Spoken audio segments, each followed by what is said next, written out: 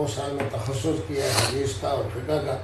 फिर मैं Medina university में गया हूँ और वहाँ काजी कोर्स किया है। फिर मैं जामे अज़हर किया हूँ वहाँ। मुफ्ती साहब वो कहते हैं कि जो वो था क्या कहते हैं इब्लीस, तो उसके पास दुनिया में सबसे मतलब पूरी दुनिया कायनात में सबसे ज़्यादा नॉलेज था ना उसके पास।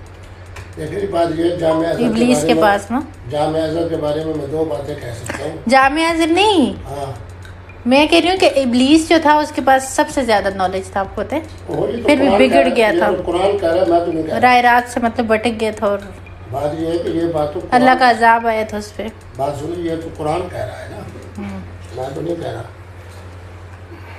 इब्लीस ना बनो, शैतान मत बनो, मुनाफिक मत बनो, इस्लाम का मजाक मत उड़ाओ।